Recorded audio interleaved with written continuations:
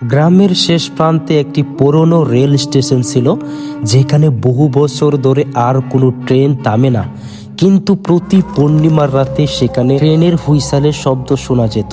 এমনই একদিন ঘুটঘুটে অন্ধকার পূর্ণিমার রাতে একটি যুবক, যার নাম হচ্ছে রাধেশ, সে বের হয়ে গেল সেই রাস্তা দিয়ে।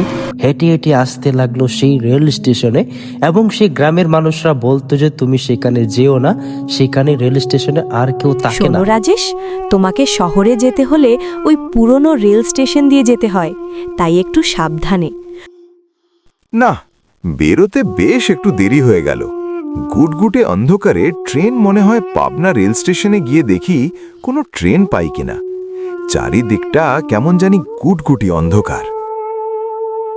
রেল স্টেশনে তো পৌঁছে গেলাম, কোথাও কোনো ট্রেন দেখতে পারতেছি না, না কোথাও কোনো ট্রেনের পাত্তাও নাই। জানি না কপালে কি আছে। এই গুডগুড অন্ধকার, শরীরটা কেমন যেন শিরশির এই করতেছে। কথা বলা মাত্রই হঠাৎ একটা ট্রেন চলে আসলো, কিন্তু সেটা সেই স্টেশনে থামলো না, সেটার মতো সেটা চলতেই লাগলো। ব্যাপারটা কি হলো? ট্রেনটা চলে গেল। এটা তো স্টেশন, এখানে থামার কথা ছিল না, কিন্তু না থেমে চলে গেল কেন? একটা ট্রেন আসছিল, সেটাও আবার চলে গেল এখনই। গুড। সেই কথা বলতে না বলতে আরো একটি ট্রেন তার পাশ দিয়ে চলে গেল, কিন্তু স্টেশনে থামলো না। আবারও সে অপেক্ষা করতে লাগলো নেক্সট ট্রেন আবার কখন আসে। আরো একটি চলে গেল, সে হতাশ হয়ে গেল।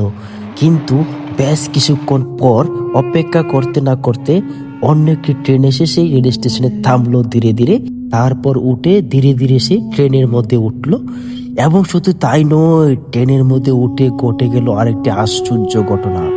সে যখনই উঠে পড়লো, দেখলো সেখানে কোনো যাত্রী নেই, শুধুমাত্র একজন ব্যক্তি বসে রয়েছে। ব্যাপারটা বলেও সুবিধার মনে হচ্ছে না। এত বড় একটা ট্রেনে মাত্র একজন যাত্রী, তাও আবার ছেঁড়া জামাকাপড়, সাথে আবার একটা বস্তা আছে। কোনো রকমভাবে শহরে যেতে পারলেই হয়। এটা না বলতেই হঠাৎ টিকিট মশার টিকিট দিন। কোথায় যাবেন আপনি এত রাতে? কি আশ্চর্য, ট্রেনে দুইজন ছাড়া তো আর কেউ ছিল না। হঠাৎ করে এই লোকটি কোথা থেকে চলে আসলো? হ্যাঁ, আসলে আমার কাছে কোনো টিকিট নাই। ট্রেনে ওঠার সময় কোনো টিকিট নিই নাই, তো টিকিট কাউন্টার বন্ধ ছিল, কোনো ট্রেন পাচ্ছিলাম না। এই ট্রেনটা এসে থেমে গেল, তাই উঠে পড়লাম। আমি টিকিটের বদলে আপনাকে টাকা দিচ্ছি, দাও প্লিজ, আমাকে শহরে যেতে হবে, আপনি বোঝার চেষ্টা করেন। এর বেশ কিছুক্ষণ পর সে দেখতে পেল সেই পুরনো স্টেশন, সেই পুরনো জায়গা যেখানে সে বসেছিল সেখানেই বসে রয়েছে। সে আশ্চর্য হয়ে গেল, এটা কেমনে সম্ভব? বিষয়টা কেমন হলো? একটু আগে আমি তো ট্রেনে ছিলাম, এখন আবার সেই জায়গার মধ্যে পড়ে রয়েছি। এটা কিভাবে সম্ভব? আমার স্পষ্ট মনে আছে, একটি ট্রেন আসলো, সেটা তো আমি উঠলাম। একজন যাত্রী ছিল, হঠাৎ একজন ভদ্রলোক করতে গেছে, টিকিট চাইল। আমি তাকে বললাম টাকা দেওয়ার জন্য, আর একটা জিনিসের ভিতরে আমি আবার স্টেশনে। সেটা বলা শেষ করতে না শেষ করতে কোত্থেকে জানি এক আশ্চর্য মানব চলে আসলো, আর সে দৌড়াতে লাগলো। দৌড়াতে দৌড়াতে ক্লান্ত হয়ে গেল, মানে এতটা বই পেয়ে গেল যে কি দেখলাম এটা, সে কোনো জীবনে এরকম দেখেই নাই। এটা কি ছিল? ভূত ছিল? না, এটা হতে পারে না।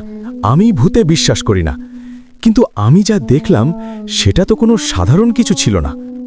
এক্সপিরিয়েন্সটা আমার সারা জীবন মনে থাকবে। সত্যিকারের ভূত আছে, মেনে নিলাম। তারপর শোনা যায় সেই রেল স্টেশনে আর কখনো কেউ আসে নাই, এমনকি সেই রেল স্টেশনে আর কখনো ট্রেন থামেও নাই।